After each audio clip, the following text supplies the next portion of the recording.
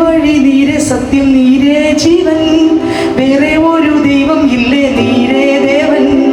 നീരേ വഴി നീരെ സത്യം നീരേ ജീവൻ, വേറെ ഒരു ദൈവം ഇല്ലേ നീരേ ദേവൻ. പിന്നിലും മണ്ണിലും നാമം നാമയ്യ, ഉമക്ക് നീർ എന്നും നീർദാനയ്യ. പിന്നിലും മണ്ണിലും നാമം നാമയ്യ, ഉമക്ക് നീർ എന്നും നീർദാനയ്യ. നീരേ വഴി നീരെ സത്യം നീരേ വഴി നീരെ സത്യം നീരേ ജീവൻ, വേറെ ഒരു ദൈവം ഇല്ലേ നീരേ ദേവൻ. നീരേ വഴി നീരെ സത്യം നീരേ ജീവൻ, വേറെ ഒരു ദൈവം ഇല്ലേ നീരേ ദേവൻ. കല്ലുമല്ല മണ്ണുമല്ല കല്ലാനോ സിപ്പമല്ല, ജീവനുള്ള ദേവൻ എന്റെ നീർദാനയ്യ. കല്ലുമല്ല മണ്ണുമല്ല കല്ലാനോ സിപ്പമല്ല, ജീവനുള്ള ദേവൻ എന്റെ നീറാനല്ല. രൂപങ്ങൾ ഉമക്കില്ലേ സ്വരൂപമും ഉമക്കില്ലേ, ആവിയായിരുക്കിറി ആണ്ടവരെ. രൂപങ്ങൾ ഉമക്കില്ലേ സ്വരൂപമും ഉമക്കില്ലേ, ആവിയായിരുക്കിറി ആണ്ടവരെ. നീരേ വഴി നീരെ സത്യം നീരേ ജീവൻ, വേറെ ഒരു ദൈവം ഇല്ലേ നീരേ ദേവൻ. നീരേ വഴി നീരെ സത്യം നീരേ ജീവൻ, വേറെ ഒരു ദൈവം ഇല്ലേ നീരേ ദേവൻ.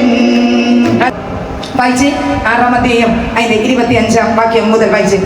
അതുകൊണ്ട് ഞാൻ നിങ്ങളോട് പറയുന്നത് എന്ത് തിന്നും എന്ത് കുടിക്കുമെന്ന് നിങ്ങളുടെ ജീവനായിക്കൊണ്ടും എന്ത് ഉടുക്കുമെന്ന് ശരീരത്തിനായി കൊണ്ടും എന്ത് ചെയ്യില്ലേ വിചാരപ്പെടുന്ന അനേകര് വിചാരപ്പെടുന്നവരാണ്. ദൈവത്തിന് സ്വന്തം വ്യത്യസ്തമായ വിചാരങ്ങൾ, വ്യത്യസ്തമായ അവസ്ഥകളിലൂടെ പോകുന്നവരാണ് അനേകർ. എൻ്റെ യേശുക്രിസ്തു പറയുകയാണ്, മക്കളെ നീ വിചാരപ്പെടരുത് ഒന്നിനെ കുറിച്ചും.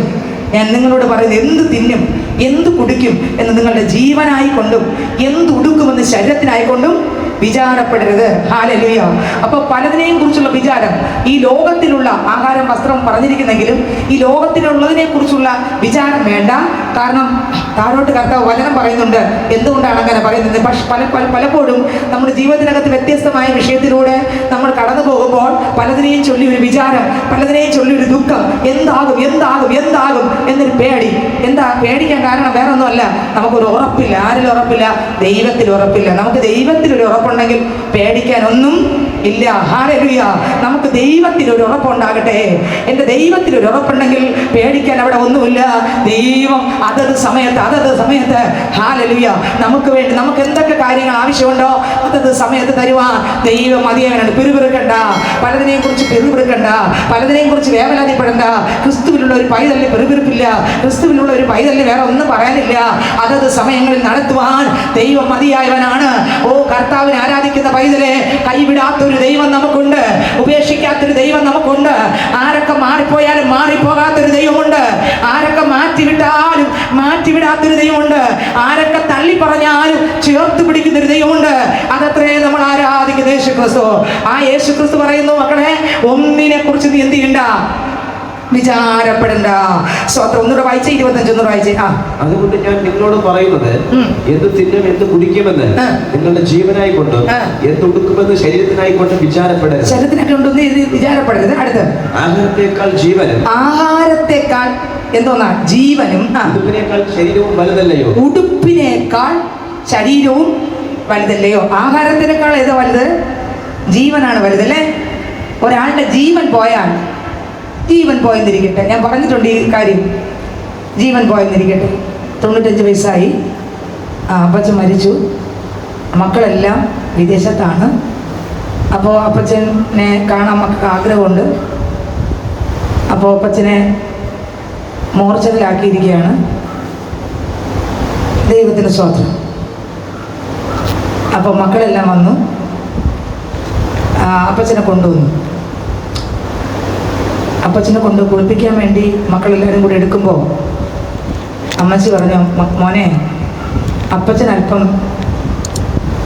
കഴിക്കാൻ കുടിക്കാനോ കൊടുത്തിട്ട് കുളിപ്പിക്കാന്ന് പറഞ്ഞാൽ പറ്റും. അപ്പം എന്തുണ്ടെങ്കിലേ ആഹാരം വിലയുള്ളൂ. അപ്പം ജീവനേക്കാൾ വലുതെന്തോ, ആഹാരത്തെക്കാൾ വലുതെന്തോന്നാ? കണ്ടോ? ജീവനുണ്ടെങ്കിലേ ആഹാരം കഴിക്കാൻ പറ്റും. അപ്പൊ അതുകൊണ്ട് കർത്താവ് പറയുന്നത് ആഹാരത്തെക്കാൾ എന്താ വലുത്?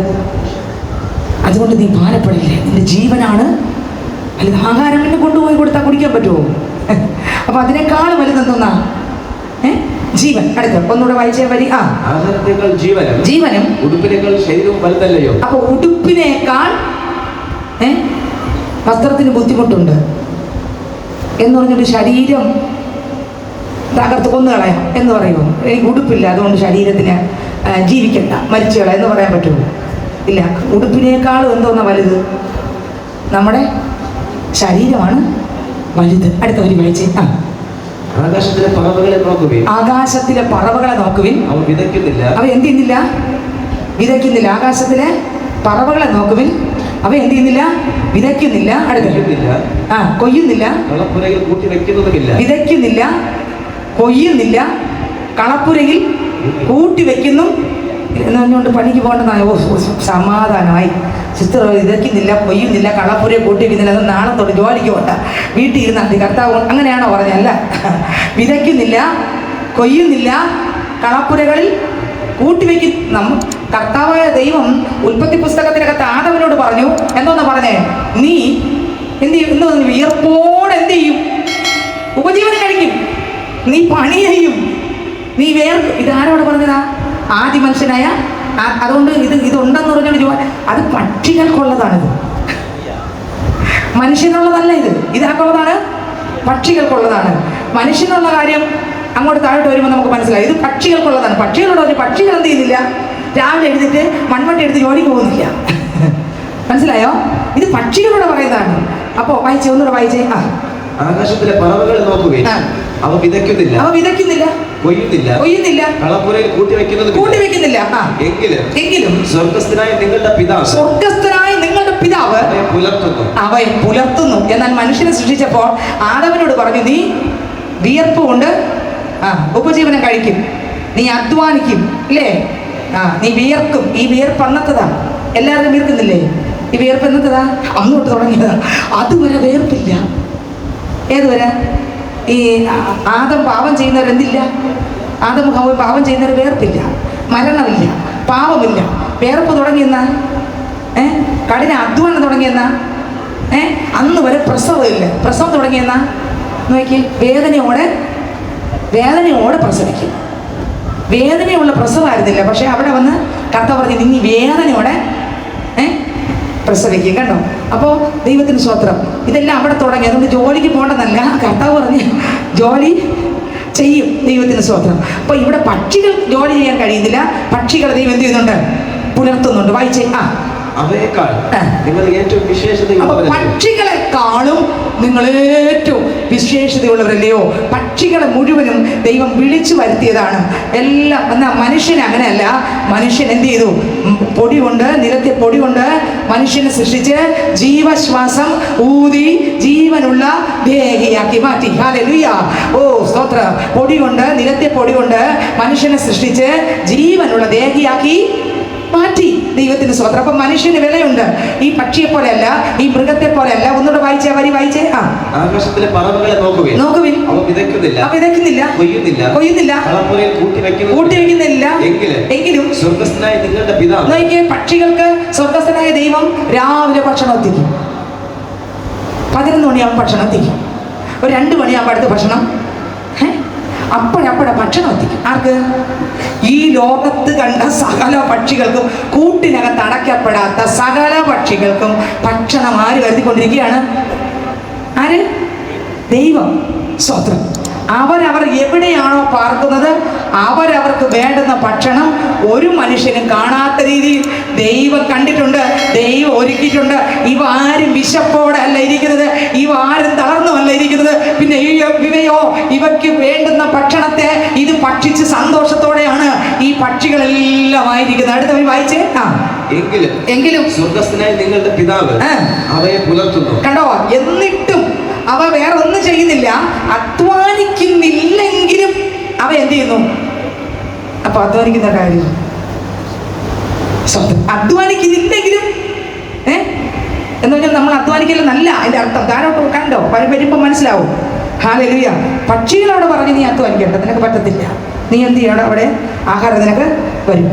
അതുകൊണ്ട് നമ്മളോട് അധ്വാനിക്കേണ്ടെന്നാണ് പറഞ്ഞല്ലേ.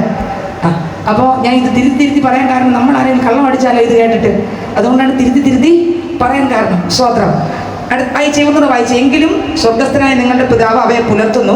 അവയേക്കാൾ നിങ്ങൾ ഏറ്റവും വിശേഷതയുള്ളവരല്ലേ. അടുത്ത് വിചാരപ്പെടുന്നതിനെ. അപ്പൊ നമ്മൾ പലതിനെയും കുറിച്ച് വിചാരപ്പെടുന്നവരാണ്. പലതിനെ കുറിച്ച് വിചാരപ്പെടുന്നതിനാൽ തന്നെ നീളത്തോട് ഒരു മുഴം കൂട്ടുവാൻ നമ്മൾ വിചാരപ്പെടുന്നതിനായി നമ്മുടെ നീളത്തോട് ഒരു മുഴം നീളം കൂട്ടാൻ നമ്മൾക്ക് ആർക്കും എന്ത് ചെയ്തില്ല?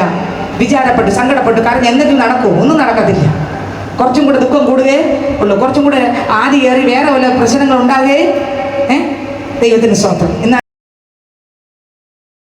ജീവിതത്തിനകത്തുള്ള കുറവ് മറക്കരുത്.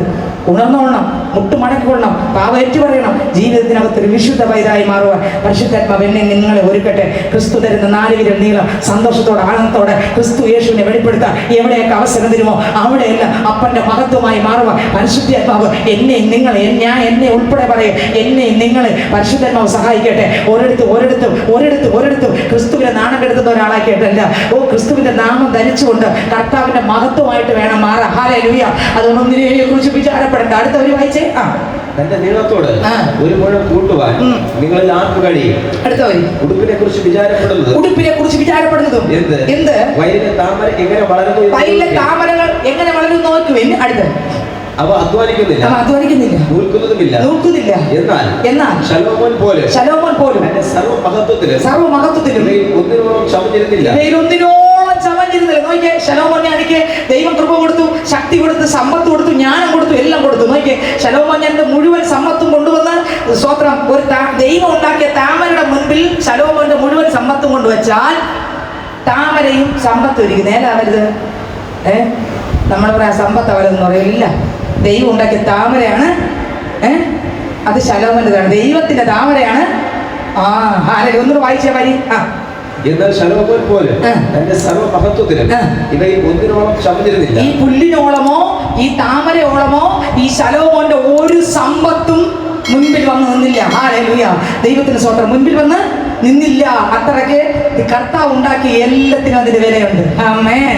സ്തോത്രം. ഈ താമരയോടോ പുല്ലിനോടോ മുള്ളിനോടെ മുമ്പിലോ ഇതൊന്നും നിൽക്കുന്നതല്ല. ശലോമോന്റെ സമ്പത്ത് ഇതിന്റെ മുമ്പിൽ നിൽക്കത്തില്ല. കാരണം ശലോമോനെ, നിനക്ക് എന്തൊക്കെ സമ്പത്ത് ഈ ഭൂമിയിൽ നിന്നെപ്പോലെ സമ്പത്തുള്ളവൻ ഉണ്ടാകത്തില്ലെന്നാണ് കർത്താവ് പറഞ്ഞത്. പക്ഷേ ഇതെല്ലാ സമ്പത്തും കൊണ്ടുവന്ന് വെച്ചാലും ഞാൻ ഉണ്ടാക്കിയ ഒരു താമരയുടെ അടുക്കൽ നിന്റെ സമ്പത്ത് എത്തൂല. അത്രയ്ക്ക് വിലയാണ് ഞാൻ ഉണ്ടാക്കിയ താമര. ഹല്ലേലൂയ. കർത്താവ് ഉണ്ടാക്കിയതിന് അത്ര വിലയുണ്ട്. അടുത്ത വരി വായിച്ചേ. നാളെ അടുപ്പിലിടുന്നതുമായ വയലിലെ പുല്ലിനെ ദൈവം ഇങ്ങനെ ചമയിപ്പിക്കുന്നു എങ്കിൽ അല്പവിശ്വാസികളെ കേട്ടോ, നമ്മളെ എത്ര ഈ പുല്ലിനെ ഇങ്ങനെ ചമയിപ്പിക്കുന്നെങ്കിൽ, താമര ഇപ്രകാരം അഴകാക്കി മാറ്റുന്നെങ്കിൽ, പക്ഷികളെ പറവകളെ ദൈവം പോറ്റുന്നെങ്കിൽ, ഇതിനകത്തിരിക്കുന്ന സഹോദരനെ സഹോദരിയെ എവിടെയല്ല ഏതൊക്കെ ഭാഗത്ത് പോകുമ്പോഴും ഭാരപ്പെടേണ്ട. ഹല്ലേലൂയ. ദൈവത്തിന് സ്തോത്രം. അവിടെ തരേണ്ടത് ചെയ്യേണ്ടത് ചെയ്യുവാൻ ദൈവം വിശ്വസ്തൻ തന്നെ. എന്റെ ദൈവം മതിയായവൻ തന്നെ. ഒരിടത്തും തള്ളിക്കളയുന്ന ദൈവമല്ല, ഒരിടത്തും മാറ്റിവിടുന്ന ദൈവമല്ല. അടുത്ത വരി വായിച്ചേ. നാം എന്ത് തിന്നും, എന്ത് കുടിക്കും, എന്ത് ഉടുക്കും എന്നിങ്ങനെ നിങ്ങൾ വിചാരപ്പെടരുത്. ഈ വകയൊക്കെയും ഇതെല്ലാം ആരന്വേഷിക്കുന്നു? എന്ത് കഥ പറയണം കേട്ടോ. ജാതികളുടെ ലിസ്റ്റിൽ ആര്? ദൈവമക്കളുടെ ലിസ്റ്റിൽ ആരെന്ന് ദൈവം തന്നെ പറയുകയാണ്. ജാതികളുടെ ലിസ്റ്റിൽ ആര്? ദൈവമക്കളുടെ ലിസ്റ്റിൽ ആര്? സ്തോത്രം. ഇതുപോലെ എന്ത് ചെയ്യുന്നു പുലമ്പിക്കൊണ്ട് നടക്കുന്നവരെ കർത്താവ് വെച്ചിരിക്കുന്ന ലിസ്റ്റ് ഏത് ലിസ്റ്റ്? അപ്പൊ നമ്മളെല്ലാവരും ഏത് ലിസ്റ്റിലായിരിക്കും? ഒന്ന് ചിന്തിച്ചു നോക്കി. എല്ലാത്തിനും പുലമ്പൽ, ഏത് കാര്യത്തിനും പുലമ്പലാണ്. പുലമ്പൊന്നും നമ്മൾ ഏത് ലിസ്റ്റിലായിരിക്കും? ജാതികളുടെ ലിസ്റ്റിലല്ലേ? കണ്ടു. അപ്പൊ ദൈവമക്കളല്ലേ? കർത്താവ് പറയുന്ന മക്കളെ, നീ പുലമ്പലാണ്, നിർത്തിക്കോ. ഈ പക്ഷിയും പറവയും പുല്ലുകളും താമരയും എല്ലാം ഞാൻ നടത്തുന്നില്ലേ? നീ അറിഞ്ഞോ, ആ വനത്തിലെ സിംഹത്തിന് തക്ക സമയത്ത് ഞാൻ ആഹാരം അവിടെ എത്തിക്കും. കറക്റ്റ് സമയത്തിന്. എങ്ങനെയാണ്? കറക്റ്റ് സമയത്തിന്. അതിന് വേണ്ട ഭക്ഷണം, കരടിക്ക് വേണ്ട ഭക്ഷണം, സിംഹത്തിന് വേണ്ട ഭക്ഷണം, പാമ്പിന് വേണ്ട ഭക്ഷണം, പക്ഷികൾക്ക് വേണ്ട ഭക്ഷണം, ജിറാഫിന് വേണ്ട ഭക്ഷണം, ഒട്ടകത്തിന് വേണ്ട ഭക്ഷണം, എല്ലാത്തിനും ആര് കൊണ്ടു കൊടുക്കും? ദൈവം കൊണ്ടുകൊടുക്കും. അപ്പോൾ കർത്താവ് പറഞ്ഞു, എൻ്റെ രൂപത്തിലും സാദൃശ്യത്തിലും അതിനെല്ലാം വിളിച്ചു വരുത്തി ഞാൻ നിന്നെ ഉണ്ടാക്കി. എന്നിട്ടാണോ എൻ്റെ ജീവന് ഞാൻ നിനക്ക് തന്നു, എന്നിട്ടാണോ നിന്നെ ഞാൻ കരുതാത്തത്? ഓ ഹല്ലേലൂയ, ദൈവത്തിന് സ്തോത്രം. കരുതാത്തത്, എന്നിട്ടാണോ കരുതാത്തത്? കർത്താവ് വിചാരപ്പെടേണ്ട, ഒരു ടെൻഷനും വേണ്ട, ഒരാദ്യം വേണ്ട, ഒരു സങ്കടം വേണ്ട. നീ ഏത് നോക്കിയാലും ഒരു രീതിയിൽ സങ്കടപ്പെട്ട, ഒരു രീതിയിൽ ദുഃഖിക്കേണ്ട. നിന്നെ കരുതാൻ ഞാനുണ്ട്. ആരൊക്കെ മാറിപ്പോയാലും നീ എന്നെ പറ്റി ജീവിച്ചാലോ, നീ എന്നെ പറ്റി എൻ്റെ മകളായിട്ട്, എൻ്റെ മകനായിട്ട്, ഓ സ്തോത്രം, നീ ജീവിക്കുന്നെങ്കിൽ പതറണ്ട. ഓരോ സ്ഥാനത്തും ഞാൻ നിന്നെ നടത്തുവാൻ വിശ്വസ്തനാണ്. ഓ നീ ഇറങ്ങി വന്ന രംഗം എനിക്കറിയാം. അബ്രഹാമിനോട് നോക്കിയേ, അബ്രഹാമെ നീ ഇറങ്ങി വന്ന രംഗം എന്തെന്നറിയാം. യാക്കോബെ നീ ഇറങ്ങി വന്നത് എങ്ങനെയെന്നറിയാം. ഓ സ്തോത്രം, ഇതിനകത്ത് പുതിയ നിയമത്തിനകത്ത് ഓരോരുത്തരോടും പറയും, മക്കളെ നീ ഇറങ്ങി വന്ന രംഗം എന്തെന്ന് എനിക്കറിയാം. പക്ഷേ ഞാൻ നിന്നെ വിളിച്ചിറക്കിയിട്ടുണ്ടെങ്കിൽ അന്ത്യം വരെയും നിന്നെ നടത്തുവാൻ ഞാൻ വിശ്വസ്തനാണ്. നീ പേടിക്കണ്ട, ഒന്നിനെ കുറിച്ച് പുലമ്പണ്ട, വിചാരപ്പെടണ്ട. ആ ചങ്ങോട് ചാടിക്കൊണ്ടാ മതി, ആ കൃപയ്ക്കകത്ത് ആശ്രയിച്ചാൽ മതി, ആ സാന്നിധ്യത്തിനകത്ത് വീണാ മതി, ദൈവശബ്ദം കേട്ടാൽ മാത്രം മതി. ഹല്ലേലൂയ, ദൈവത്തിന് സ്തോത്രം, ദൈവത്തിന് സ്തോത്രം. അടുത്ത വാക്യം വായിച്ചേ. ഈ വകയൊക്കെ ജാതികൾ അന്വേഷിക്കും. അപ്പൊ വിചാരപ്പെടേണ്ട, ഇതെല്ലാം ആരന്വേഷിക്കുന്നു? ജാതികൾ അന്വേഷിക്കുന്നു. അടുത്ത സ്വർഗസ്ഥനായ നിങ്ങളുടെ പിതാവ്, സ്വർഗസ്ഥനായ നിങ്ങളുടെ പിതാവ് ഇതൊക്കെ നിങ്ങൾക്ക് ആവശ്യമെന്ന് അറിയുന്നു. സ്വർഗസ്ഥനായ ദൈവത്തിന് ഇതൊക്കെ എനിക്ക് ആവശ്യമെന്ന്. അപ്പൊ ആവശ്യം വേറെ, അത്യാവശ്യം. ആവശ്യമെല്ലാം ആരറിയുന്നു? അപ്പൊ ആവശ്യം അത്യാവശ്യം സിസ്റ്ററെ, എനിക്ക് ഇന്ന കാര്യമാണ് അത്യാവശ്യം അല്ല. ആവശ്യം അത്യാവശ്യം, ആവശ്യം ഈ ലോകത്തിലുള്ളത്, അത്യാവശ്യം യേശുവിനുള്ളത്. യേശുവിനെയും യേശുവിനുള്ളതുമാണ് നമുക്ക് അത്യാവശ്യം. യേശുവിന്റെ സ്വഭാവമാണ് നമുക്ക് അത്യാവശ്യം. പ്രാണപ്രിയനാണെന്ന യേശുവിനെയാണ് നമുക്ക് അത്യാവശ്യം. ഹല്ലേലൂയ, നമുക്ക് അത്യാവശ്യം മറ്റൊന്നുമല്ല, അത്യാവശ്യം സ്വർഗീയമായതാണ് സ്നേഹിതരെ. ഹല്ലേലൂയ, ആവശ്യമുള്ളതെല്ലാം ഞാൻ അറിയുന്നു. പക്ഷെ അത്യാവശ്യമുള്ള എന്നിലുള്ളതിനായിട്ട് നീ പ്രാർത്ഥിക്കാം. അത് കിട്ടാൻ വേണ്ടി പ്രാർത്ഥിക്കാരെ ഒന്നുകൂടെ വായിച്ചത് വരി. സ്വർഗസ്ഥനായ നിങ്ങളുടെ പിതാവ് ഇതൊക്കെ നിങ്ങൾക്ക് ആവശ്യം എന്ന് അറിയുന്നു. ഇതെല്ലാം എനിക്ക് ആവശ്യമെന്ന് അറിയാം. കണ്ട, ഞാൻ പറയാതെ തന്നെ അറിയാം.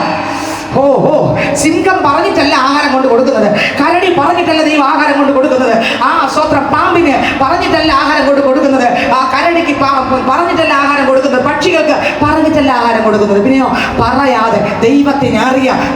ഇയ്യോബിന്റെ പുസ്തകത്തിൽ ദൈവത്തിന് സ്വത്രം വായിച്ചേ. മുമ്പേ അവന്റെ രാജ്യവും നീതിയും അന്വേഷിപ്പിൻ, അതോടുകൂടെ സകലവും നിങ്ങൾക്ക് കിട്ടും. നോക്കിയോ, മുമ്പ് എന്തന്വേഷിക്കണം? യേശുവിന്റെ രാജ്യം. ഒന്നുകൂടെ വായിച്ചേ. മുമ്പേ അവന്റെ രാജ്യവും നീതിയും അന്വേഷിപ്പിൻ, അതോടുകൂടെ ഇതൊക്കെ നിങ്ങൾക്ക് കിട്ടും. അടുത്ത വരി. അതുകൊണ്ട് നാളേക്ക് വിചാരപ്പെടരുത്. നാളത്തെ ദിവസം എനിക്കായി വിചാരപ്പെടുമല്ലോ. അടുത്ത വരി. അതത് ദിവസത്തിന് അന്നത്തെ ദോഷം മതി. ശ്രദ്ധിച്ചേ, മുമ്പേ അവന്റെ രാജ്യവും നീതിയും അന്വേഷിപ്പിന്, അതോടുകൂടെ സകലവും നമുക്ക് കിട്ടും. കർത്താവിനെ അന്വേഷിക്കുന്ന ഒരു പൈതലാണോ? കർത്താവിന്റെ രാജ്യം. അപ്പൊ എന്റെ രാജ്യം എഴുതി നമുക്ക് എന്താണ് വിഷയം വരാൻ കാരണം എന്നറിയാമോ? പള്ളിക്കകത്തൊന്നും സന്തോഷമില്ലാത്ത കാര്യം എന്തെന്നറിയാമോ? ഞാൻ പറഞ്ഞതുപോലെ ഒന്നും ദൈവം എനിക്ക് തന്നില്ല. ഞാൻ ചോദിച്ചതെല്ലാം അതുപോലെ തന്നില്ല. ഞാൻ പറഞ്ഞത് അതുപോലെ നടന്നില്ല. നടന്നെങ്കിൽ എല്ലാവരുടെ മുഖം എന്നിട്ട് പറയും ഭയങ്കര പ്രകാശമായിരിക്കും. ദൈവം നമ്മൾ പറഞ്ഞതെല്ലാം അതുപോലെ കേട്ട് തന്നിരുന്നെങ്കിൽ നമ്മൾ എല്ലാ ആഴ്ച വരുമ്പോൾ ഭയങ്കര സന്തോഷമായിരിക്കും. എല്ലാവരും മുഖത്തോടെ ഞാൻ പ്രാർത്ഥിച്ചെല്ലാം കിട്ടി എന്ന് പറയുമായിരുന്നു. ഭയങ്കര സന്തോഷമായിരിക്കും. പക്ഷെ സന്തോഷമില്ലാത്ത കാര്യം എന്തറിയാമോ? മുഖമെല്ലാം അടിച്ചെടുത്ത് വെച്ചിരിക്കുന്നത് വേറെ ഒന്നുമല്ല കാര്യം.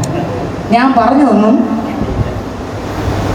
സ്വന്തം, ഞാൻ പ്രാർത്ഥിച്ചതൊന്നും, ഞാൻ യാചിച്ചതൊന്നും, ഞാൻ വിചാരിച്ചു ഇനിയെങ്കിലും മറ്റേ ആൾ ശരി, അതും അവിടെ നിന്ന് കിട്ടാനുള്ള ഇനിയെങ്കിലും കിട്ടുമെന്ന്, അതും ആ വഴി ഇനിയെങ്കിലും തുറക്കുമെന്ന് വിചാരിച്ചു, അതും മറ്റേ ആൾ ഇനിയെങ്കിലും എല്ലാം ഒന്നും പറയാതെ ശരിയാവുമെന്ന് ഞാൻ വിചാരിച്ചു, അതും ഒന്നും നടന്നില്ല. സ്വന്തം. പിന്നെ വിചാരിച്ചു ഇന്ന കാര്യങ്ങൾ ഞാൻ വാങ്ങണമെന്ന് വിചാരിച്ചു, അതും പാതി വഴിക്ക്. അപ്പൊ പിന്നെ ഒരു സന്തോഷവും മുഖത്ത്, ഹൃദയത്തിനകത്ത് ഒരു സമാധാനവും ഇല്ല. ഞാൻ ചോദിച്ചതൊന്നും കിട്ടിയില്ല. കർത്താവ്, നിന്റെ രാജ്യം ഇടിഞ്ഞ് എൻ്റെ രാജ്യം വരാനല്ലേ നീ പ്രാർത്ഥിക്കുന്നത്? നീ അതല്ലേ പ്രാർത്ഥിക്കുന്നത്? പിന്നെ എങ്ങനെ നിനക്ക് അത് കിട്ടും? നീ പറഞ്ഞുകൊണ്ടിരിക്കുന്നതാണ് കർത്താവ് എൻ്റെ രാജ്യം ഇടിയട്ടെ, അങ്ങയുടെ രാജ്യം വരട്ടെ, എൻ്റെ രാജ്യം ഇടിയട്ടെ, അങ്ങയുടെ. എൻ്റെ രാജ്യം ഞാൻ പണിതിട്ട് ഓരോ കാര്യങ്ങൾ വെച്ച് പണിതുകൊണ്ടിരിക്കുക. എൻ്റെ രാജ്യം അവസാനം ഞാൻ പറയും, കർത്താവ് എൻ്റെ രാജ്യം വരണ്ട, അപ്പം അങ്ങയുടെ രാജ്യം വരണം. അത് വരുമ്പോൾ ഞാൻ പൊക്കിയെല്ലാം കർത്താവ് ഇടിച്ചുകൊണ്ടിരിക്കും. അപ്പോഴാണ് കാര്യം സംഭവം പോകുന്നത്. സ്തോത്രം. എന്നെക്കുറിച്ച് ദൈവത്തിൻ്റെ പ്ലാൻ ആണ് നടന്നുകൊണ്ടിരിക്കുന്നത്. അപ്പം നമ്മളിവിടെ പള്ളി വരുമ്പോഴൊക്കെ ഒരു സന്തോഷവും വീട്ടിൽ ആരെങ്കിലും പോയാൽ എന്തിന്ന് പള്ളി പോയില്ലേ, എന്തിന് പോകുന്നത്, കുറേ ദിവസം കൊണ്ട് പോയിട്ടൊന്നും ഒരു മാറ്റവും ഞാൻ ആഗ്രഹിച്ചൊന്നും കിട്ടില്ലെന്നാണ് അതിൻ്റെ അർത്ഥം. ഒരു മാറ്റവും ദൈവം ആഗ്രഹിച്ചത് അല്ല, പിന്നെ ഞാൻ ആഗ്രഹിച്ചൊന്നും എനിക്ക് കിട്ടിയില്ല. ഇനി ആ പള്ളിയിൽ എന്തിന് അവിടെ പോയിട്ട് എനിക്കൊന്നും കിട്ടിയില്ല, ഒരു രക്ഷയില്ല. അവിടെ പോയിട്ട് ഒന്നും നടന്നൊന്നുമില്ല. ഞാൻ പോയി കുറേ ദിവസമൊക്കെ പോയി പ്രാർത്ഥിച്ച് സ്നാനമൊക്കെ പെട്ട് അവിടെയൊക്കെ പല കാര്യങ്ങളും പറഞ്ഞു. കാര്യമൊക്കെ ശരിയല്ലേ ഇത് പറയുന്നതാണ്, അവിടെ പറയുന്ന കാര്യമൊക്കെ ശരിയല്ല, പക്ഷെ എനിക്കൊന്നും കിട്ടില്ല. അതുകൊണ്ട് സ്തോത്രം പോയില്ല, മടിച്ചു. അപ്പോൾ വന്നത് എന്തിനു വേണ്ടിയാണ്? പള്ളി വരാത്ത എന്തുകൊണ്ടാണ്? ആഗ്രഹിച്ചത്. പക്ഷെ അവർ പ്രാർത്ഥിക്കുന്നതാണ്, കർത്താവേ എൻ്റെ രാജ്യം ഇടിയട്ടപ്പാ, അങ്ങയുടെ രാജ്യം വരട്ടെ, അങ്ങനെ നിറയട്ടപ്പാ, എൻ്റെ സ്വഭാവം മരിക്കട്ടപ്പാ, അങ്ങ് നിറയട്ടെ, അങ്ങയുടെ ഹിതമല്ലാതെ എനിക്കൊന്നും വേണ്ട, അങ്ങയുടെ ഇഷ്ടമല്ലാതെ എനിക്കൊന്നും വേണ്ട, അങ്ങയുടെ പദ്ധതി അല്ലാതെ എനിക്കൊന്നും വേണ്ട. ഇത് കേട്ട ദൈവം ആത്മാവിൽ എന്നെ നടത്തിക്കൊണ്ടിരിക്കുകയാണ്. ദൈവഹിതപ്രകാരം എന്നെ സ്വർഗത്തിലേക്ക് എത്തിക്കാൻ, ക്രിസ്തുവിൽ തികഞ്ഞ ഒരാളാക്കാൻ എന്നെ നടത്തിക്കൊണ്ടിരിക്കുമ്പോൾ കർത്താവിൻ്റെ രാജ്യം എന്നിൽ പണിതുകൊണ്ടിരിക്കുകയാണ്. എൻ്റെ രാജ്യം എല്ലാം ഇടിഞ്ഞുകൊണ്ടിരിക്കുകയാണ്. എൻ്റെ ആഗ്രഹങ്ങൾ ഞാൻ എഴുതി വെച്ച് പറഞ്ഞത് എല്ലാം പോയിക്കൊണ്ടിരിക്കുകയാണ്, തകർന്നുകൊണ്ടിരിക്കുകയാണ്. കർത്താവിൻ്റെ രാജ്യം എന്നിൽ നിറഞ്ഞുകൊണ്ടിരിക്കുകയാണ്. അടുത്ത വരി പറയുന്നു, മുമ്പേ അവന്റെ രാജ്യവും നീതിയും, നീതി നീതി യേശുവിലുള്ള നീതി, എൻ്റെ നീതിയാൽ പോകാൻ പറ്റത്തില്ലെന്നു, ക്രിസ്തു യേശുവിലുള്ള നീതിയിലൂടെ പറ്റുകയുള്ളൂ. ഞാൻ ഇവിടെ എന്തൊക്കെയാണെങ്കിലും വെറും പുല്ല് പോലെയാണെന്നോ, അതിലെ പൂ പോലെ മാത്രമേ ഉള്ളൂ എന്നും, എനിക്ക് എൻ്റെ പ്രവൃത്തി കൊണ്ടൊന്നും ഒരിക്കലും ആ നീതീകരണത്തിലേക്ക് എത്താൻ പറ്റത്തില്ലെന്നും, ഞാൻ വിശ്വസിക്കുമ്പോൾ യേശുവിലൂടെ മാത്രമുള്ള നീതി എനിക്ക് കിട്ടുമെന്നും, എല്ലാം ഫ്രീ ആണെന്നും, എല്ലാം ദൈവം തരുന്നതാണെന്നും ഞാൻ വിശ്വസിച്ച് മുട്ടുമടക്കുമ്പോൾ അവിടെയാണ് ആ നീതി എന്തെന്ന് അനുഭവിക്കാൻ കഴിയുന്നത്. ദൈവത്തിന്റെ നീതി, ദൈവത്തിന്റെ രാജ്യം, മുമ്പേ അവന്റെ രാജ്യവും നീതി അന്വേഷിപ്പിന്. യേശുക്രിസ്തു എങ്ങനെയായിരുന്നു സഹോദരങ്ങളെ? ഹല്ലേലൂയ. യേശുക്രിസ്തു അങ്ങനെയായിരുന്നു. സ്വന്തം രാജ്യമല്ല അന്വേഷിച്ചത്, സ്വന്തം നീതിയല്ല, സ്വന്തം ഇഷ്ടമല്ല, സ്വന്തം താല്പര്യമല്ല, പിതാവിന്റെ ഇഷ്ടമായിരുന്നു. അനുസരിച്ച് ലൂക്കോസിന്റെ സുവിശേഷം 2-ാം അധ്യായം 8-ാം വാക്യം മുതൽ അങ്ങോട്ട് 52-ാം വാക്യം വരെ വായിക്കുമ്പോൾ വേദ പുസ്തകത്തിനകത്ത് എഴുതിയിരിക്കുന്ന മത്തായി ലൂക്കോസിന്റെ സുവിശേഷം അതിന്റെ 2-ാം അധ്യായം 8-ാം വാക്യം മുതൽ ടക്കനെ വായിച്ചു പോയി ശ്രദ്ധിച്ചേ. അന്ന് ആ പ്രദേശത്ത് ഇടയന്മാർ രാത്രിയിൽ ആട്ടിൻകൂട്ടത്തെ കാവൽ കാത്തുകൊണ്ടിരുന്നു. അപ്പോൾ കർത്താവിന്റെ ഒരു ദൂതൻ അവരുടെ അരികിൽ നിന്ന് കർത്താവിന്റെ തേജസ് അവരെ ചുറ്റിമിന്നി ഭയപരവശനായി തീർന്നു. ദൂതൻ അവരോട് ഭയപ്പെടേണ്ട, സർവ്വജനത്തിന് ഉണ്ടാകാനുള്ള ഒരു മഹാ സന്തോഷം ഞാൻ നിങ്ങളോട് സുവിശേഷിക്കുന്നു. ശ്രദ്ധിച്ചേ, മുമ്പേ അവന്റെ രാജ്യനീതി അന്വേഷിക്കുക, അതോടുകൂടി സകലതും കിട്ടും. യേശു ക്രിസ്തുവിന്റെ ജനനം ഒരു അത്ഭുതമായിരുന്നു, ജീവിതം ഒരു അത്ഭുതമായിരുന്നു, വളർച്ച ഒരു അത്ഭുതമായിരുന്നു, മരണം ഒരു അത്ഭുതമായിരുന്നു, ഉയർപ്പ് ഒരു അത്ഭുതമായിരുന്നു, സ്വർഗ്ഗാരോഹണം ഒരു അത്ഭുതമായിരുന്നു. ഇനി വീണ്ടും വരവും അതൊരു അത്ഭുതമാണ് സ്നേഹിതരെ. ഹല്ലേലൂയ. യേശുവിന്റെ ജനം നോക്കിയേ, യേശു എങ്ങനെയായിരുന്നു അവിടെ പറയുന്നു. ഇതാ ഒന്നുകൂടെ വായിച്ച്, ഇപ്പൊ വായിച്ച് നിർത്തി വരി, ഒന്നുകൂടെ വായിച്ചേ. ദൂതൻ അവരോട് ഭയപ്പെടേണ്ട, സർവ്വജനത്തിന് ഉണ്ടാകുന്ന മഹാസന്തോഷം. അനേകായിരങ്ങൾ ഈ ലോകത്തിൽ ആമേൻ പറഞ്ഞിട്ടുണ്ടല്ലേ, പക്ഷെ യേശുവിനെ കുറിച്ചുള്ള ഇതേ ശബ്ദം മറ്റാർക്കും കേട്ടിട്ടില്ല. സർവ്വജനത്തിന് ഉണ്ടാകാനുള്ള ഒരു മഹാ സന്തോഷം. അമ്മേ, സർവ്വജനത്തിന് എങ്ങനെ കുറച്ചെന്നല്ല, സർവ്വജനത്തിനാണ് യേശു. ഹല്ലേലൂയ.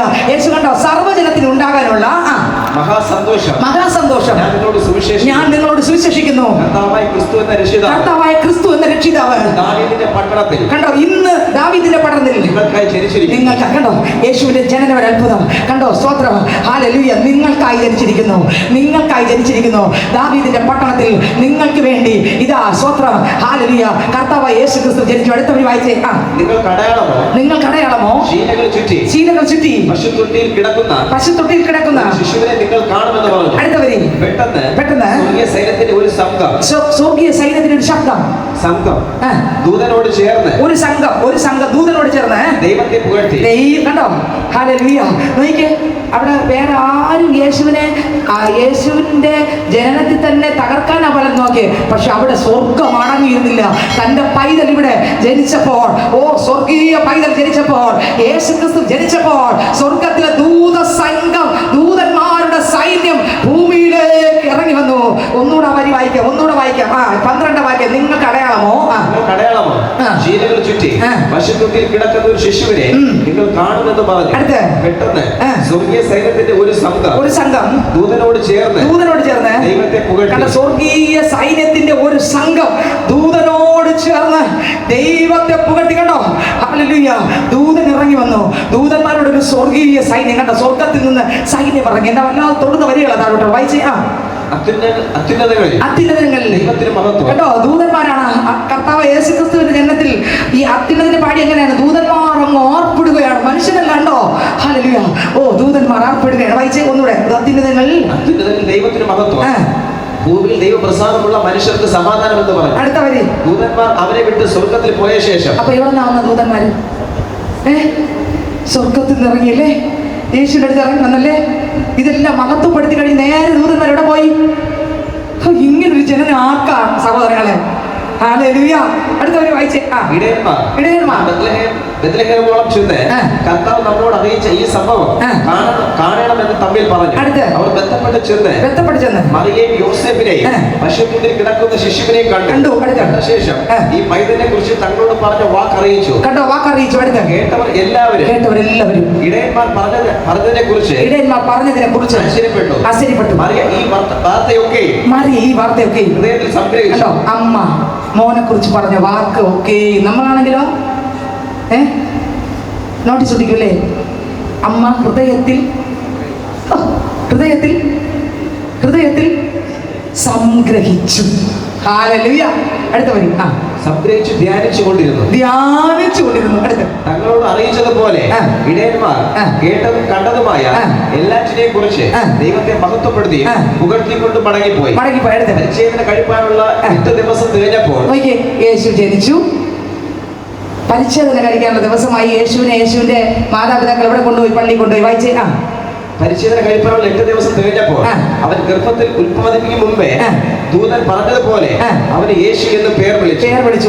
മോശയുടെ ന്യായപ്രമാണ പ്രകാരം അവളുടെ ശുദ്ധീകരണ കാലം തികഞ്ഞപ്പോ കടിഞ്ഞൂലായ ആണൊക്കെ കർത്താവിന് വിശുദ്ധം ആയിരിക്കണം എന്ന് കർത്താവിന്റെ ന്യായപ്രമാണത്തിൽ എഴുതിയിരിക്കുന്നത് പോലെ അവരെ കർത്താവിനെ അർപ്പിപ്പാനും ഒരു കുറുപ്രാവിനെയോ 2 പ്രാവിൻ കുഞ്ഞിനെയോ. അപ്പൊ ആലയത്തിനകത്ത് യേശുവിനെ കൊണ്ടുപോവുകയാണ്. മുമ്പേ അവന്റെ രാജ്യവും നീതി അന്വേഷിപ്പിൻ, അതോടുകൂടെ സകലവും നിങ്ങൾക്ക് കിട്ടും. യേശു സ്വർഗം വിട്ട് ഈ ഭൂമിയിലേക്ക് സകല മഹിമകൾ വെടിഞ്ഞ് ഈ ഭൂമിയിലേക്ക് ഇറങ്ങി വന്നു. സ്വർഗീയ ദൂത സൈന്യം താഴെ ഇറങ്ങി വന്ന് സ്തോത്രം, ഭയങ്കര ഒരു ആരാധന, ഭയങ്കര ഒരു സ്തുതി, ഭയങ്കര ഒരു സ്തോത്രം. യേശു കുഞ്ഞ് വളരാൻ തുടങ്ങി. യേശുവിനെ പരിച്ഛേദന കഴിച്ചു. യേശു കർത്താവിനെ ആലയത്തിലേക്ക് കൊണ്ടുപോകുമ്പോൾ കർത്താവിന്റെ അരുളപ്പാടനുസരിച്ച് അവിടെ ഒരുവൻ കാത്തിരിക്കുകയാണ്. യേശുവിനെ എടുത്ത് പ്രാർത്ഥിക്കാൻ കാത്തിരുന്ന കുഞ്ഞിനെ കണ്ടു. ശിമ്യോൻ പ്രാർത്ഥിച്ചു, ബ്ലസ് ചെയ്തു. വീണ്ടും നമ്മൾ അങ്ങോട്ട് പോകുമ്പോൾ 40-ാം വാക്യം വായിക്കുമ്പോൾ പൈതൽ വളർന്നു, ജ്ഞാനം നിറഞ്ഞു, ആത്മാവിൽ ബലപ്പെട്ടു പോന്നു, ദൈവകൃപയും അവന്റെ മേൽ ഉണ്ടായിരുന്നു. ഏത് പൈതൽ? യേശു എന്ന പൈതൽ വളർന്നു, ജ്ഞാനം നിറഞ്ഞു, ആത്മാവിൽ ബലപ്പെട്ടു പോന്നു, ദൈവകൃപയും അവന്റെ മേൽ ഉണ്ടായിരുന്നു. കണ്ടോ? വീണ്ടും അങ്ങോട്ട് താഴോട്ട് വായിച്ചു പോകുമ്പോൾ യേശു കർത്താവ് സ്വതന്ത്രം അമ്മയും പപ്പയും കൂടെ ദേവാലയത്തിൽ യേശുവിനെ കൊണ്ടുപോവുകയാണ്. 46-ാം വാക്യം വായിക്കുമ്പോൾ വായിച്ചേ. 3 നാൾ കഴിഞ്ഞ ശേഷം അവൻ ദൈവാലയത്തിൽ ഉപദേഷ്ടാക്കന്മാരുടെ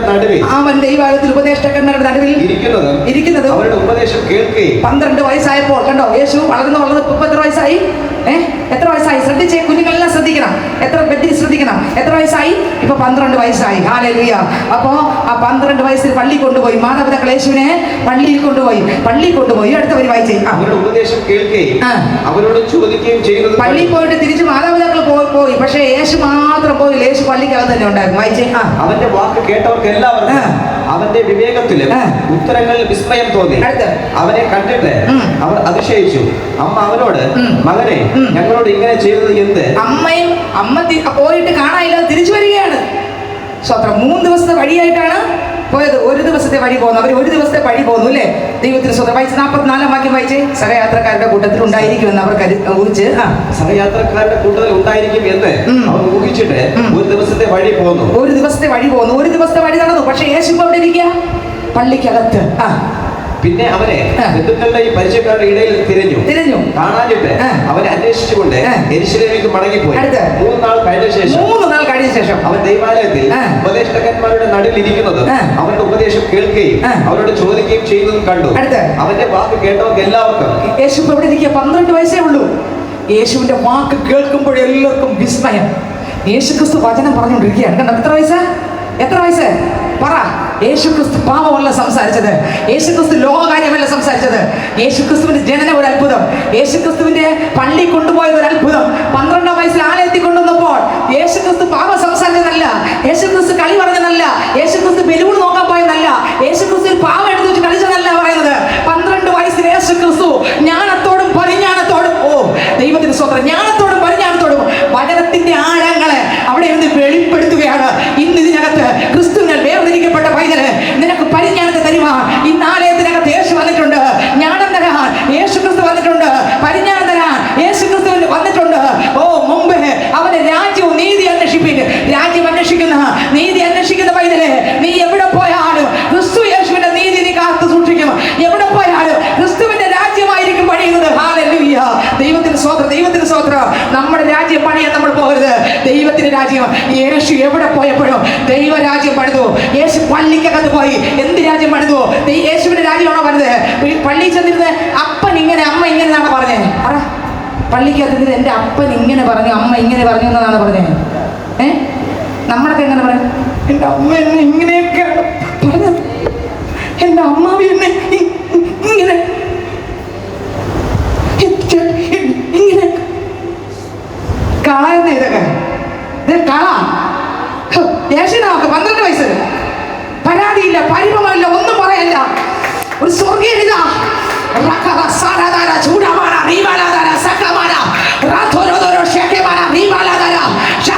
പരിഭവമില്ല, പരാതിയില്ല, വേറെ ഒന്നും പറയാനില്ല. യേശു വചനത്തിന്റെ ആഴങ്ങളെ എത്ര വയസ്സിൽ 12 വയസ്സിൽ 12 വയസ്സിൽ എത്ര വയസ്സിൽ 12 വയസ്സിൽ നമുക്ക് പറയാൻ നിങ്ങളെല്ലാം ശ്രദ്ധിച്ച് 12-ാമത്തെ വയസ്സിൽ പള്ളിക്കകത്ത് ചെന്ന് വീട്ടിനകത്തുള്ള കാര്യം പറഞ്ഞതല്ല. എന്റെ അമ്മ ഇങ്ങനെ ആയിരുന്നെന്നല്ല പറഞ്ഞത്, എന്റെ അപ്പൻ ഇങ്ങനെ ആയിരുന്നെന്നല്ല പറഞ്ഞത്. സ്വോത്രം. യേശു ക്രിസ്തു അവിടെ ചെന്ന് പറഞ്ഞില്ല സ്വോത്രം. അവരോട് ചെന്ന് എന്റെ സഹോദരനെ അവരെന്നെ അടിച്ചു കേട്ടോ, മാന്തി കേട്ടോ, പിണക്കി കേട്ടോ എന്നല്ല പറഞ്ഞ. പിന്നെ സ്വർഗീയ മഞ്ഞ, സ്വർഗീയ വെളിപ്പാട്, സ്വർഗീയ ആഴം ഇന്ന് പകൽക്കാലം എത്രയൊക്കെ വെളിപ്പെടുന്നുണ്ട്. ഹല്ലേലൂയ. ക്രിസ്തുവിന്റെ രാജ്യം, ക്രിസ്തുവിന്റെ നീതി അന്വേഷിക്കുന്ന ഒരു പൈതന്റെ വായിലൂടെ വരുന്നത്, ജീവിതത്തിലൂടെ വരുന്നത്, അവൻ എവിടെ പോയാലും ഹല്ലേലൂയ. ദൈവത്തിന് സ്വതന്ത്രം. അവനിലുള്ളത് പുറത്ത് വരും. അവനിലുള്ളത് പുറത്ത് വന്നിരിക്കും. ഹല്ലേലൂയ. സ്വതന്ത്രം. യേശുവിലുള്ളത് പിതാവിന്റെ ഇഷ്ടമായിരുന്നു. പള്ളിക്കകത്ത് പിതാവിന്റെ ഇഷ്ടം പുറത്തു വന്നു.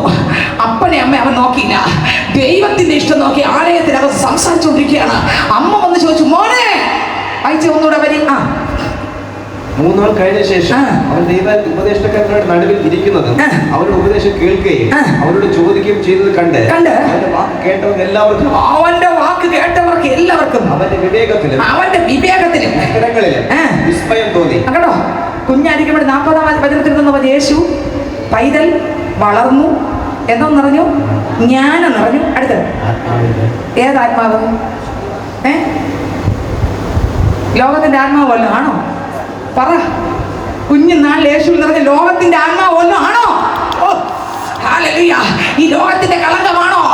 യോസഫിന്റെ മറിയുടെ സ്വഭാവമാണോ വന്നത്? അല്ല, ആത്മാവിന്റെ സ്വഭാവം. ഹല്ലേലൂയ. ആ കുഞ്ഞായിരിക്കും ഇന്ന് ഇതിനകത്ത് നമ്മുടെ ഓരോരുത്തരുടെ മേലും ആത്മാവിന്റെ ശക്തി ഇറങ്ങട്ടെ, അഭിഷേകം ഇറങ്ങട്ടെ, സ്വർഗീയ ശക്തി ഇറങ്ങട്ടെ, സ്വർഗീയ കൃപ ഇറങ്ങട്ടെ. നമ്മുടെ സ്വഭാവങ്ങളാണ്, ഞാൻ നേരത്തെ കുറെ നേരം പറഞ്ഞ കാര്യങ്ങളെല്ലാം നമ്മളെ ജഡത്തിന്റെ സ്വഭാവങ്ങളാണ് വന്നുകൊണ്ടിരിക്കുന്നത്. എന്നാൽ യേശു രാജ്യവും നീതിയും, കർത്താവിന്റെ രാജ്യം, കർത്താവിന്റെ നീതി മാത്രമേ യേശുവിലൂടെ വന്നുള്ളൂ. ദൈവം എന്ത് ഏൽപ്പിച്ചോ അത് മാത്രമേ യേശുവിലൂടെ വന്നുള്ളൂ. ഇന്ന് ഞാൻ പറയാം, ഞാനും എന്റെ യേശു പറഞ്ഞതുപോലെ രാജ്യവും നീതി അന്വേഷിക്കുന്ന ആളാണെങ്കിൽ നമ്മൾ ആരെല്ലാം അന്വേഷിച്ചാലും അന്വേഷിക്കുന്ന മക്കളിലൂടെ വരുന്നത് വേറെ ഒന്നും വരത്തില്ല സഹോദരങ്ങളെ. ഹല്ലേലൂയ. ദൈവത്തിന് സ്വന്തം. ഒരു ജഡികരല്ല ഒരു ആത്മീകൻ. ഒരു ജഡികന്റെ അകത്ത് നിന്നെല്ലാം വരുമ്പോൾ ഒരു ആത്മീകന്റെ അകത്ത് നിന്ന് ക്രിസ്തു യേശുവിനുള്ളത് വരും. ഹല്ലേലൂയ. വായിച്ചെടുത്ത വാക്യം. അവനെ കണ്ടിട്ട് അതിശയിച്ചു പോയി. അമ്മ അവനോട് മകനെ ഞങ്ങളോട് ഇങ്ങനെ ചെയ്തത് എന്ത്? നിന്റെ അപ്പനും ഞാനും വിസരിച്ചുകൊണ്ട് നിന്നെ തിരഞ്ഞു എന്ന് പറഞ്ഞു. നിന്നെ തിരഞ്ഞു എന്ന് പറഞ്ഞെടുത്തു. അവരോട് എന്നെ തിരഞ്ഞത് എന്തിന്? എന്നെ എന്തിന്? ആരോടാ ചോദിച്ചേ? എത്ര വയസ്സില്?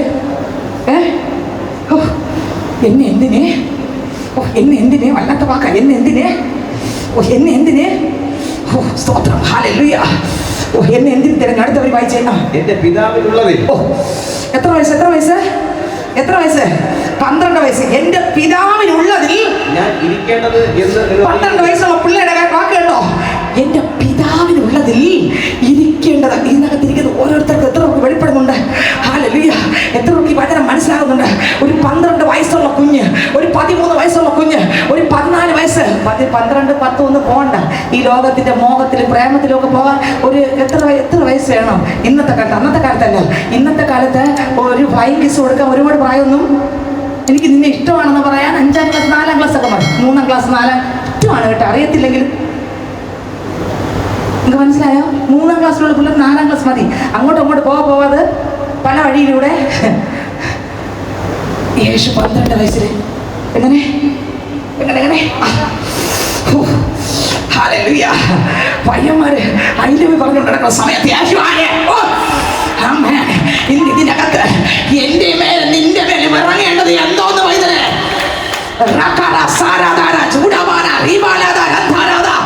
പരിശുദ്ധ പറയട്ടെ. ആ ശക്തി ഇറങ്ങട്ടെ, ആ കൃപ ഇറങ്ങട്ടെ. നമ്മുടെ തലമുറകളുടെ വേണ്ടി ദൈവിക ശക്തി ഇറങ്ങട്ടെ. അവർ ലോകത്തിലേക്ക് പോകത്തില്ല, ലോക ഇമ്പത്തിലേക്ക് പോകത്തില്ല, പാപമോഹങ്ങൾക്കകത്ത് പോകത്തില്ല. ആമേൻ, ഹല്ലേലൂയ. ദൈവത്തിന് സ്വന്തം ലോകത്തിലേക്കോ പാപത്തിലേക്കോ മോഹത്തിലേക്കോ. ഹല്ലേലൂയ. ദൈവത്തിന് സ്വന്തം, ദൈവത്തിന് സ്വന്തം, ദൈവത്തിന് സ്വന്തം, ദൈവത്തിന് സ്വന്തം. യേശു 12 വയസ്സിൽ കർത്താവിന് വേറെ ഒരു ചിന്തയില്ല. കർത്താവിന് പിതാവിനുള്ളത് മാത്രമായിരുന്നു കർത്താവിന്റെ ചിന്ത. അടുത്ത വാക്യം വായിച്ചേ. അവനെ കണ്ടിട്ട് മകനെ ഞങ്ങൾ ഇങ്ങനെ ചെയ്ത് എന്ത്? നിന്റെ അപ്പന് ഞാന് വിസരിച്ചുകൊണ്ട് നിന്നെ തിരഞ്ഞു എന്ന് പറഞ്ഞു. അവൻ അവരോട് എന്നെ തിരഞ്ഞത് എന്തിനെ? എന്റെ പിതാവിനുള്ളത് ഞാൻ ഇരിക്കേണ്ടത് എന്ന് നിങ്ങൾ അറിയുന്നില്ലയോ എന്ന് പറഞ്ഞു. അടുത്ത വരി. അവൻ തങ്ങളോട് പറഞ്ഞ വാക്ക് അവർ ഗ്രഹിച്ചില്ല. അവർക്ക് ഗ്രഹിക്കാൻ പറ്റിയില്ല. പിന്നെ അവൻ അവരോട് കൂടെ ഇറങ്ങി നസ്രത്തിൽ വന്ന് കീഴടങ്ങിയിരുന്നു. ശ്രദ്ധിച്ചേ. അതോടെ നേരെ വീട്ടിൽ ആര് വന്നു? 12 വയസ്സ് മുതൽ 30 വയസ്സ് വരെ. ലൂക്കോസ് 3-ാം അധ്യായം 23-ാം വാക്യം വായിക്കുമ്പോൾ 30 വയസ്സ് വരെ യേശു ക്രിസ്തു പപ്പയും അമ്മയും പറയുന്ന കേട്ട് അവർക്ക് കണ്ടോ? കുഞ്ഞുങ്ങൾ ശ്രദ്ധിച്ചോ? ഹല്ലേലൂയ. യേശു ക്രിസ്തു പപ്പയും അമ്മയും പറയുന്ന കേട്ട് എത്ര വയസ്സ് വരെ? 30 വയസ്സ് വരെ. എവിടെ ഇരുന്നത്? എന്തൊരു ഭംഗിയുള്ള കർത്താവ് അല്ലേ? എന്തൊരു സ്വഭാവമുള്ള കർത്താവ്. ഈ കർത്താവ് ഒരു മനുഷ്യനായിട്ടിവിടെ വന്നിട്ട് ഈ ലോക മനുഷ്യന്റെ വല്ല സ്വഭാവം യേശുവിലുണ്ടായിരുന്നോ സഹോദരങ്ങളെ? നിങ്ങൾ ചിന്തിച്ചു നോക്കിയേ. ഒരു സ്വഭാവം ഉണ്ടായിരുന്നോ? യേശു ആഗ്രഹിക്കുന്നത് ഇതുപോലെ എന്നെയും ആക്കാനാണ്, നിങ്ങളെയും ആക്കാനാണ്. ഹല്ലേലൂയ. എന്തെങ്കിലും ഉണ്ടായിരുന്നോ? ഇല്ല. 30 വയസ്സ് വരെ എന്തെങ്കിലും പാപം ചെയ്ത് എഴുതിയിട്ടുണ്ടോ? ഇല്ല. വായിച്ചേ. 30-ാമത്തെ വയസ്സിൽ എന്ത് സംഭവിച്ചു? വായിച്ചേ. 3:23. യേശു താൻ പ്രവൃത്തി ആരംഭിക്കുമ്പോൾ ഏകദേശം 30 വയസ്സായിരുന്നു. അടുത്ത വരി. അവൻ യോസേഫിന്റെ മകനെന്ന് ജനം വിചാരിച്ചു. അവൻ ആൾക്കാർ വിചാരിച്ചു ഇതാരെന്ന്? യോസേഫിന്റെ മകനെന്ന് വിചാരിച്ചു.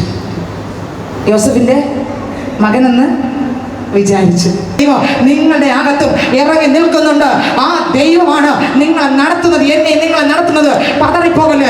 എവിടെ പോകുമ്പോഴും ലോകം പറഞ്ഞ് ഇന്ന ആളിന്റെ മോളും അല്ലേ എന്ന് ചോദിക്കും. ശരിയാണ്, അവരുടെ മോനായിരുന്നു, അവരുടെ സ്വഭാവം എനിക്ക് ഉണ്ടായിരുന്നു. പക്ഷെ ശരിയാണ്. പക്ഷേ യേശുവിനെ കണ്ടുമുട്ടിയപ്പോൾ അവര് വേണ്ടെന്നല്ല, അവരെ ഞാൻ ഉപേക്ഷിച്ചതല്ല അർത്ഥം. പിന്നെയോ സ്വർഗത്തിലെ അപ്പന്റെ പ്രിയ പൈതൽ കൂടെ ആയി.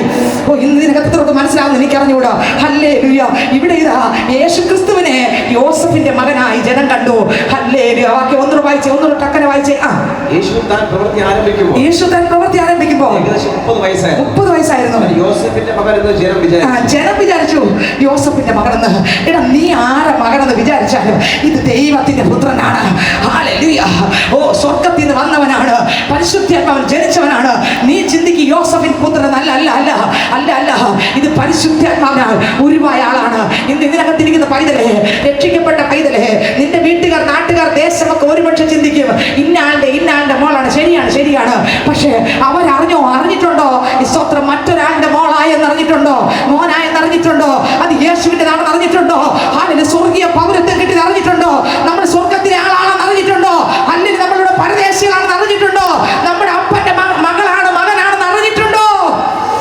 ഹല്ലേലൂയ. അങ്ങനെ അറിയണമെങ്കിൽ നമ്മളിവിടെ ആരെ കാണണം? ആരെ കാണണം? യേശുവിനെ കണ്ടാൽ മാത്രമേ അങ്ങനെ അറിയാൻ പറ്റൂ സ്നേഹിതരെ. ഹല്ലേലൂയ. അല്ലാതെ ഒരിക്കലും അറിയാൻ പറ്റത്തില്ല. നമ്മളിലൂടെ യേശുവിനെ ഒരാളുടെ കാണാതെ എങ്ങനെ അറിയാൻ പറ്റും? ഇവിടെ ഇതാ സ്വത്രം, യേശുവിനെ തകർക്കാൻ ആർക്കും പറ്റിയില്ല.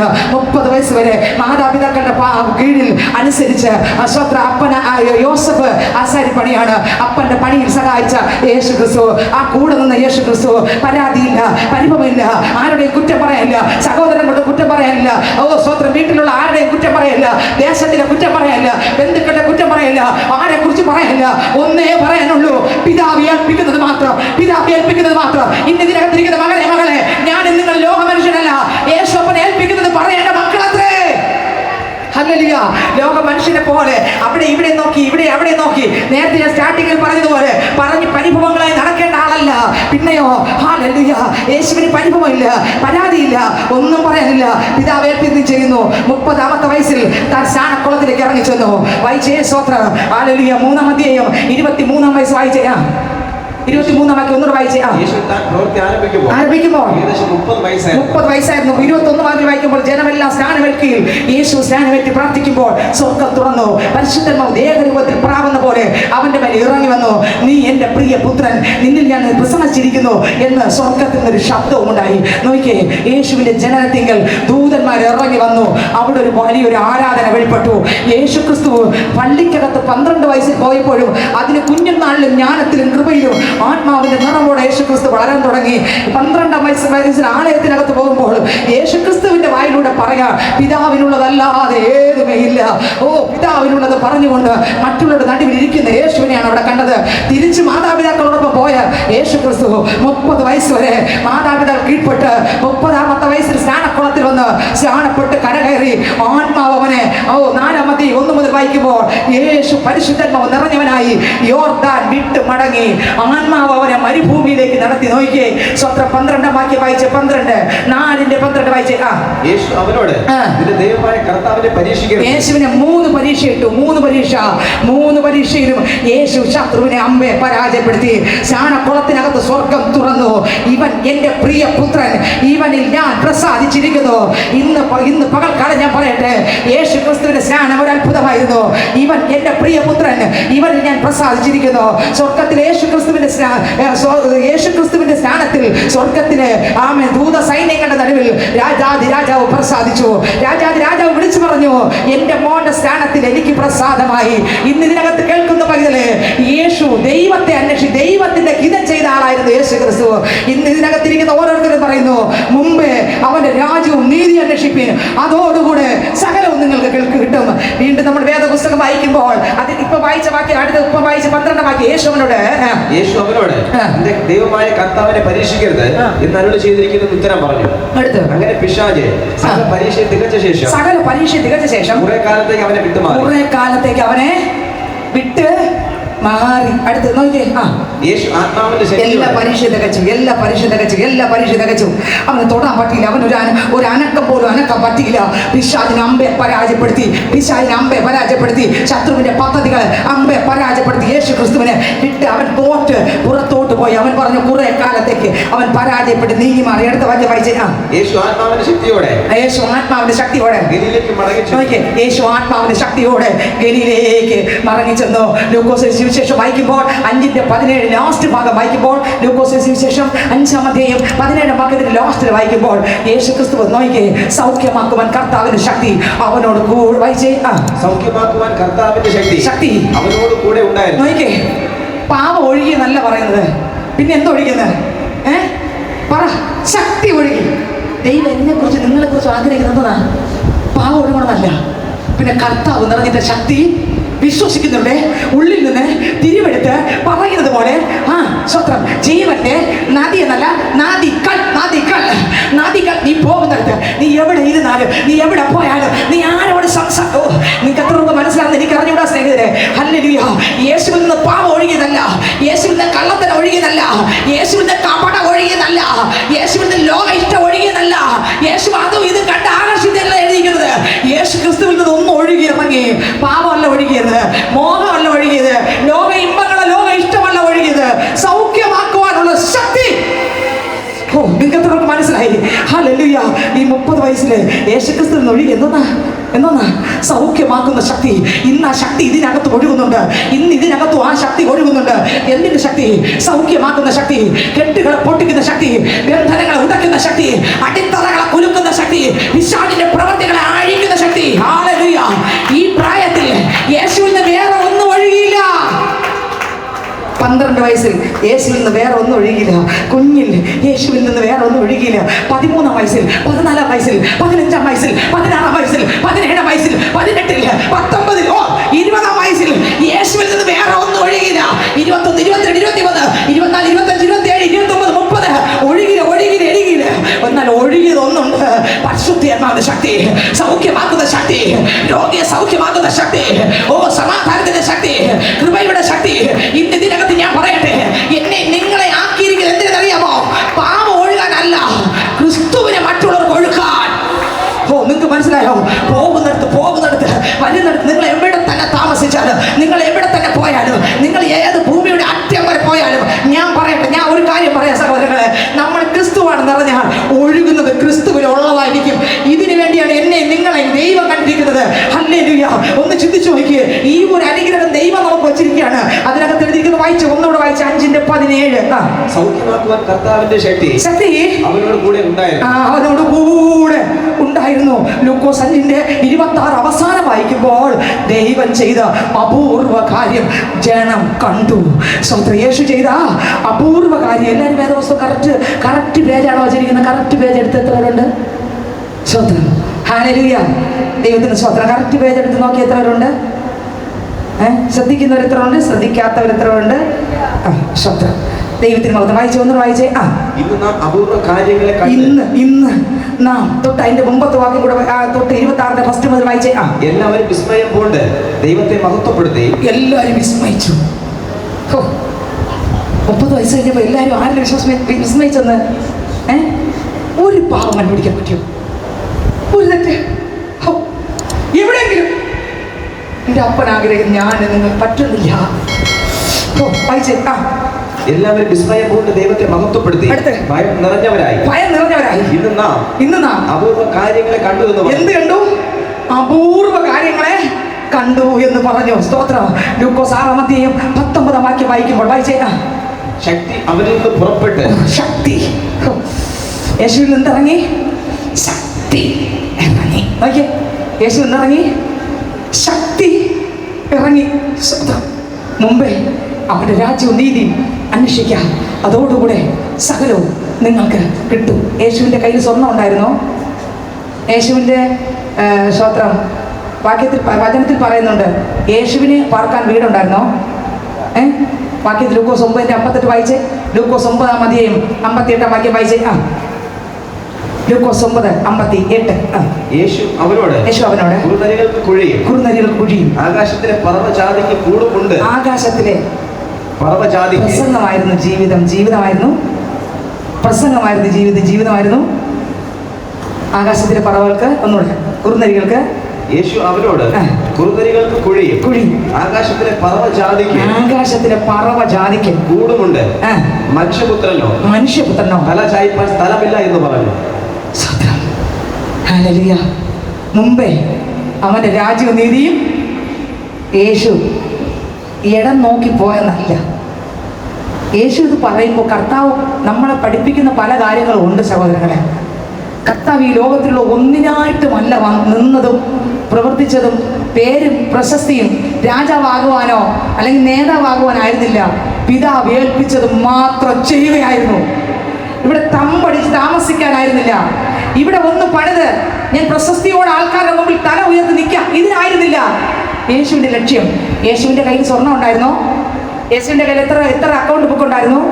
യേശുവിൻ്റെ കയ്യിൽ എത്ര ATM ഉണ്ടായിരുന്നു? യേശുവിൻ്റെ കയ്യിൽ എത്ര പാസ്ബുക്ക് ഉണ്ടായിരുന്നോ? സ്തോത്രം. മത്തായി സുവിശേഷം 17-ാം അധ്യായം വായിക്കുമ്പോൾ അതിൻ്റെ 24 മുതൽ 27 വരെയുള്ള വാക്യങ്ങൾ വായിക്കുമ്പോൾ അതിനകത്ത് എഴുതിയിരിക്കുന്നു. സ്തോത്രം. ഒരിക്കൽ കരം കൊടുക്കേണ്ട ഒരു സാഹചര്യം വന്നു, കരം കൊടുക്കേണ്ട. പക്ഷേ യേശുക്രിസ്തു കരം കൊടുക്കേണ്ട ഒരു ആവശ്യമില്ലായിരുന്നു. വായിച്ചേ. മത്തായി സുവിശേഷം 17-ാം അധ്യായം 24 മുതൽ അങ്ങോട്ട് വായിച്ചേ. എത്തിയാതെ വാങ്ങുന്നവർ പത്രോസിന്റെ അടുക്കൽ വന്നു, നിങ്ങളുടെ ഗുരു ദ്വിദ്രിമപ്പണം കൊടുക്കുന്നില്ലോ എന്ന് ചോദിച്ചതിന് എന്ന് അവൻ പറഞ്ഞു. അവൻ വീട്ടിൽ വന്നപ്പോൾ യേശു അവനോട് ശീമോനെ നിനക്ക് എന്ത് തോന്നുന്നു? ഭൂമിയിലെ രാജാക്കന്മാർ ചുങ്കമോ കരമോ ആരോട് വാങ്ങുന്നു? പുത്രന്മാരോടോ അന്യരോടോ എന്ന് മുന്നിട്ട് ചോദിച്ചു. അന്യരോട് എന്ന് അവൻ പറഞ്ഞു. യേശു അവനോട് പുത്രന്മാർ ഒഴിവുള്ളവരല്ലോ എങ്കിലും അവർ ഇടർച്ച വരുത്താതിരിക്കേണ്ടതിന്. അപ്പൊ പുത്രന്മാർ ഒഴിവുള്ളവരാണ്. യേശു കൊടുക്കേണ്ട ആവശ്യമുണ്ടോ? കരം കൊടുക്കേണ്ട ആവശ്യമുണ്ടോ? എന്താ കൊടുക്കേണ്ടാത്ത? യേശു ആരാ? പുത്രൻ. കൊടുക്കേണ്ട കാര്യമൊന്നും ഇല്ല. മുമ്പേ അവന്റെ രാജ്യവും നീതിയും അന്വേഷിപ്പിൻ, അതോടുകൂടെ സകലവും കിട്ടും.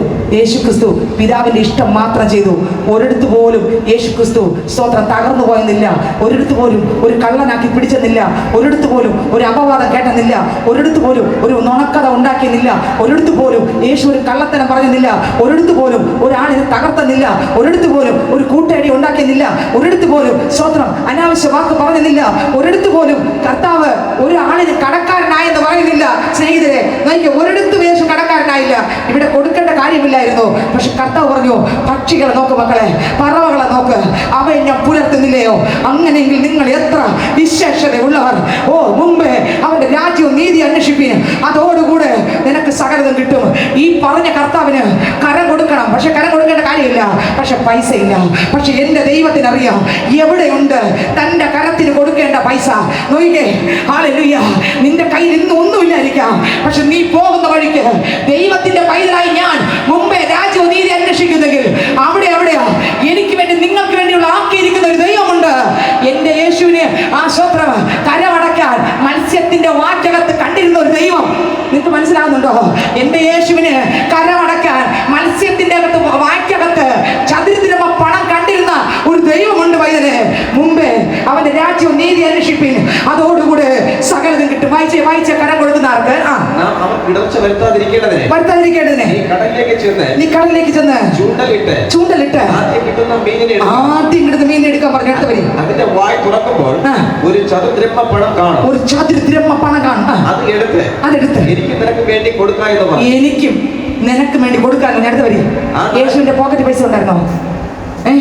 നമ്മളെങ്കിൽ പറയും, ഒരു വഴിക്ക് പോകുമ്പോൾ 500 രൂപയെങ്കിലും ഇല്ലാതെ 200 രൂപയെങ്കിലും പറയൂല്ലേ? കണ്ടോ, നമ്മൾ പറയും ഒരു വഴിക്കില്ലെങ്കിൽ എങ്ങനെ പോകും പറയൂ. യേശുവിന്റെ ഒരു വഴിയിലും ഒന്നുമില്ലായിരുന്നു. ഒരിടത്ത് പോയപ്പോഴും യേശുവിന്റെ കയ്യിൽ പേഴ്സില്ല. ഒരിടത്ത് പോയപ്പോഴും പൈസ ഇല്ല.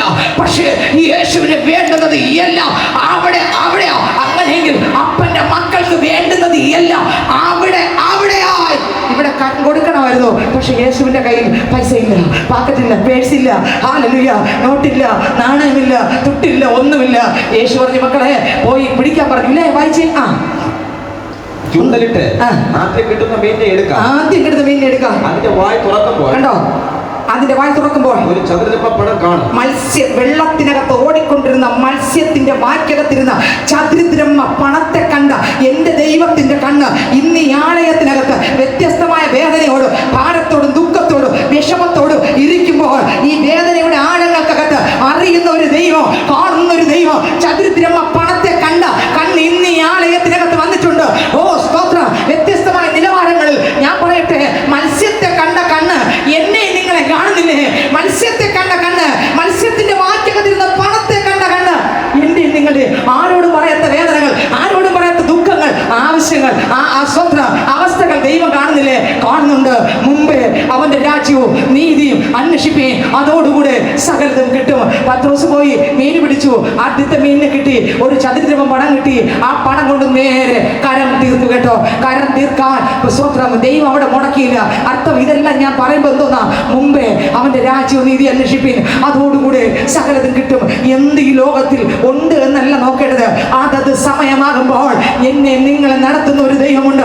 കരുതുവാൻ മതിയായവനാണ്. പോകുന്ന വഴിക്ക് വരുന്ന വഴിക്ക് എവിടെയല്ല യേശുവിനാണോ ഞാൻ നിങ്ങൾ സഞ്ചരിക്കുന്നത്? ഏതിന്റെ നടുവിലൂടെ ആയിരുന്നാലും കരുതുന്ന ഒരു ദൈവമുണ്ട്. മുമ്പേ അവന്റെ രാജ്യവും നീതി അന്വേഷിപ്പേ, അതോടുകൂടെ സകലതും നമുക്ക് കിട്ടും. യേശുവിനെയാണോ അന്വേഷിക്കുന്നത്? ആ രാജ്യമാണോ, ആ നീതിയാണോ? പേടിക്കണ്ട, നമുക്ക് വേണ്ടതെല്ലാം ദൈവം കരുതിയിട്ടുണ്ട്. ഒന്നിനെ കുറിച്ച് വിചാരപ്പെടരുത്. യേശുവിന്റെ ജീവിതം, യേശുവിന്റെ വളർച്ച ശക്തിയായിരുന്നു. യേശു പോകുമ്പോൾ ശക്തി ഒഴുകുമായിരുന്നു. 18 വയസ്സിലും 20 വയസ്സിലും 30 വയസ്സിലും 32 വയസ്സിലും എന്റെ യേശുവിൻ പാപമില്ലായിരുന്നു. ഇന്ന് ഇതിനകത്തിരിക്കുന്ന സഹോദരന്റെ സഹോദരി കുഞ്ഞുമക്കളെ ഞാൻ പറയട്ടെ, എന്നെ കുറിച്ച് നിങ്ങളെ കുറിച്ച് സ്വപ്നത്തിൽ അപ്പന്റെ ആഗ്രഹം മക്കളെ നിറഞ്ഞ്, എന്റെ കൃപയെന്ന് പറഞ്ഞ്, എന്റെ ആത്മാവിൽ നിറഞ്ഞ്, എന്റെ അഭിഷേകത്തിൽ നിറഞ്ഞ്, ഓ ഞാൻ നടന്നതുപോലെ, ഞാൻ ജീവിച്ചതുപോലെ, എന്റെ പിതാവിന്റെ ഇഷ്ടം ഞാൻ ചെയ്തതുപോലെ നീ എന്റെ ഇഷ്ടം ചെയ്യണം. നീ വേറെ ഒന്നും നോക്കണ്ട, എന്റെ രാജ്യം നോക്ക്.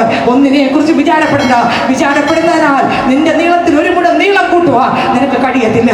ഓരോ ഇടങ്ങളിലും നിന്നെ കരുതുന്ന ഞാനുണ്ട്. സകലത്തെയും കണ്ടിട്ടുള്ള ഞാനുണ്ട്. സകലത്തെയും കരുതുന്ന ഞാനുണ്ട്. ഇന്ന് ഇത് എത്ര പേർക്ക് മനസ്സിലാവുന്നത് എനിക്കറിഞ്ഞൂടാ. ഹല്ലേലൂയ. യേശു ക്രിസ്തുവിന്റെ ഓരോ വളർച്ചയുടെ ഘട്ടത്തിലും ക്രിസ്തുവിൽ പാപം വന്നെന്നല്ല അതിലെഴുതിയിരിക്കുന്നത്. കൃപ ഇറങ്ങി, അഭിഷേകം ഇറങ്ങി, ശക്തി ഇറങ്ങി. നമ്മുടെ ഓരോ പ്രായത്തിലും പാപമല്ല, ലോകത്തിന്റെ മോഹ ഇമ്പങ്ങളല്ല, യേശുവിന്റെ കൃപ ഇറങ്ങാം. നിങ്ങൾക്ക് എത്രയൊക്കെ മനസ്സിലാക്കുന്നുണ്ട് സ്നേഹിതരെ? യേശുവിന്റെ ശക്തി ഇറങ്ങട്ടെ, യേശുവിന്റെ കൃപ ഇറങ്ങട്ടെ, യേശുവിന്റെ അഭിഷേകം ഇറങ്ങട്ടെ, യേശുവിന്റെ ജീവൻ ഇറങ്ങട്ടെ, ആ ദൈവിക ശക്തി ഇറങ്ങട്ടെ.